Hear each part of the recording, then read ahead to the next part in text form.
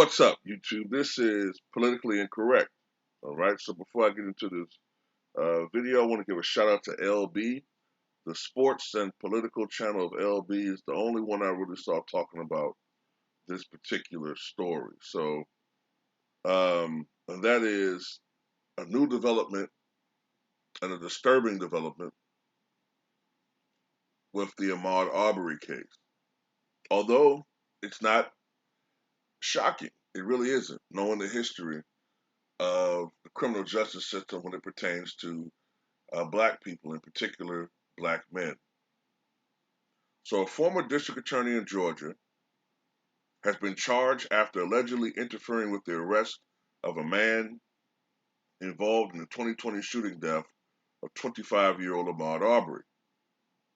Former Brunswick District Attorney Jackie Johnson has been indicted on charges of violating her oath as a public officer and obstructing a police officer.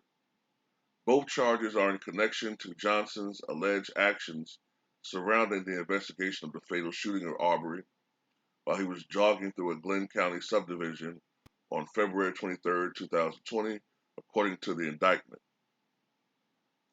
Gregory McMichael, the old fuck in the middle of this photograph, his son Travis McMichael, fucking bearded, balding, Goonies looking motherfucker on the left, and neighbor William Bryan, broke ass, Jack Tripper looking motherfucker on the right, are charged with murder in connection with Arbery's death. The three pleaded not guilty. During a virtual press conference Friday, Wanda Cooper Jones, who is Arbery's mother, said that Johnson should serve time in jail. Quote, she didn't pull the trigger, but she is just as much to hold accountable as the three guys who actually did this to Ahmaud. Johnson, the district attorney at the time, on the day of the shooting prevented two Glenn County police officers from exercising their duties, quote, by directing that Travis McMichael should not be placed under arrest, contrary to the laws of said state, the good order, peace, and dignity thereof, the indictment said. Johnson is also accused of violating her district attorney oath by, quote, showing favor and affection to Greg McMichael during the investigation, according to the indictment. The charge of violating the oath of a police officer is a felony that carries a sentence of 1 to 5 years in prison. The charge of obstruction and hindering a law enforcement officer is a misdemeanor that carries up to 12 months.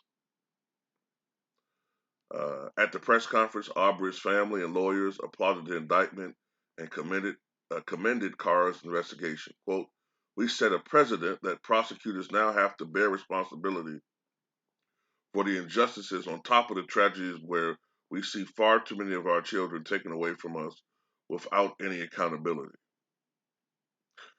So this is my take on this, all right? Now, I vividly remember this case. I read about this case extensively. Now, since the election, I haven't followed it as much because there have been new things that have developed.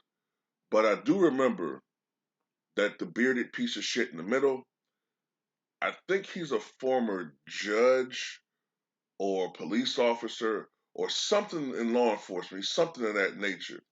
So you already have that favorability right there, this bias, okay? They didn't arrest him. If you look at the video, when they were talking to his son, he just killed the guy, Aubrey. Aubrey was laying on the ground just outside of the viewpoint of the camera. And they're talking to this guy like he's the victim. Like he did, like Aubrey did something to deserve it. The nigga had it coming. And he's spinning it beautifully. He had to rehearse the all part, oh, I just killed a man and, oh man, I'm just so, I'm so flabbergasted. I didn't want to do it, but the nigga came a charging at me. The nigga came a charging. And you know how it is with these big niggas. We understand. Just take a breath. We've been instructed not Okay, we're not going to apprehend you. We're just going to investigate it. Fuck that bullshit. Okay? Part of this is the unwritten code within police officers to look out for each other. Well, it's not even an unwritten code. It's the code. They're going to look out for each other. Straight up. They're going to look out for each other by any means necessary. They're a fraternity. Um, that's why when it comes to police officers, you rarely see whistleblowers. You rarely see a whistleblower when it comes to police officers because a lot of times when you do that shit, when you step out and you squeal on the other motherfuckers or you squeal on a fellow police officer, that's looked upon as a sin. And a lot of times there will be uh, retaliation, severe retaliation for doing that, and not just one incidence of retaliation. It can go on and on and on and on. Police officers, to me, are worse than gangs. Once you're in, you're in. Squealing on a fellow police officer, especially your partner, is looked at as a mortal sin. Then you add into the element the fact that Arbery is black. Okay, so yes, we still have this white supremacy mindset down there that somehow when a white man shoots a black man, and we see it all the time, we see it on social media when we interact with these pieces of shit, which we shouldn't be doing. You know what I'm saying? But we interact with these pieces of shit, these racist motherfuckers, and sometimes even these coon ass niggas, man. These coon ass motherfuckers, man. They always say, well, we didn't see the whole video. We didn't see what happened before the shooting. Because see, yeah, he did something. That nigga did something to justify this shooting. It's built within them to defend their own kind, no matter what the situation is.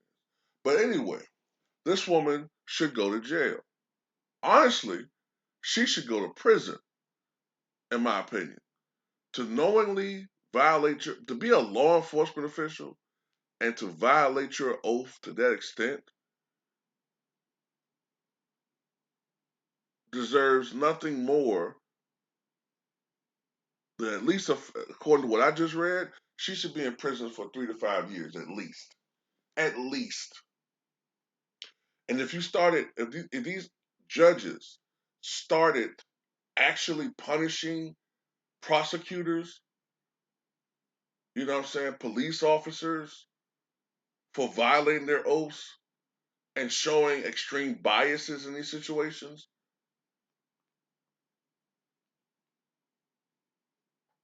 and preventing justice from being served because of racism, because of some perverse fraternal loyalty, then you'll see less of this shit because they'll have some type of deterrent against this.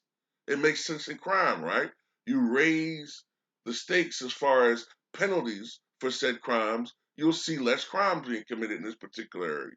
So if you raise the penalties for these pieces of shit, okay, doing this, then you'll see less of these acts committed. But historically, we've always seen this with um, white prosecutors, white juries, constantly, constantly siding with white criminals, white murderers, white brutalizers, and denying justice to the black families who lost loved ones. We've constantly seen it in the past, and we still see it. Have things gotten better? Yeah, they've gotten better, of course. But are we in equality when it comes to the criminal justice system? Hell no. And to be honest with you, most white people are aware of the inequalities, but they don't want to give up that privilege. They don't want to have more of their family members go to jail, or they don't care in that aspect. They'll say, "Oh well, it's a shame," and then move on. But it's no fun when the rabbit has the gun, and they know that. But in that instance, we don't even want the advantage. We just want equality. You know, you call a crime down. You call a crime by the book, not by your own personal prejudices, not by the color of someone's skin. And let me say this too before I end this video. Now, if you follow my channel, my old political videos on my main channel, I had to create a secondary political channel just to get the heat off my old channel. But if you know anything about me, you know that I don't like the Democratic nor Republican Party. I can't stand either one of them. Okay, let me preface that before anyone says, "Oh, were you Republican?" No, but I want to say this though: the Democrats are our supposed allies historically over the last 50 to 60 years. So that's why I put them more on Front Street than Republicans. So we know what to expect from these bastards. But the Democrats are supposed to be our allies, right? Now, all last year, I saw the mainstream media and I saw independent, Democratic leaning channels on social media and YouTube talk about the Ahmaud Arbery case, right? Magically, however, since January 20th, since Biden became president, I don't see these same outlets talking about the Ahmaud Arbery case or Breonna Taylor or what's his name, Jeff Blake, or any of these other cases that were so prominent over the last 3 to 4 years. Why is that? Because you don't want to hurt, the precious Democratic Party's image. Look, we still have shootings going on. We still have black men being murdered by police officers. Matter of fact, you could argue that it's happening more frequently. So keep that same energy. All right. Don't just talk about one particular topic because you think it's hurting a particular Republican who's no longer in office. That makes you look disingenuous, like you really don't give a fuck about any of these people. You just had an ulterior motive. So at the end of the day, I hope there is justice for Ahmaud Arbery, and I hope all of these parties, everybody that's in cahoots, get the punishment they deserve.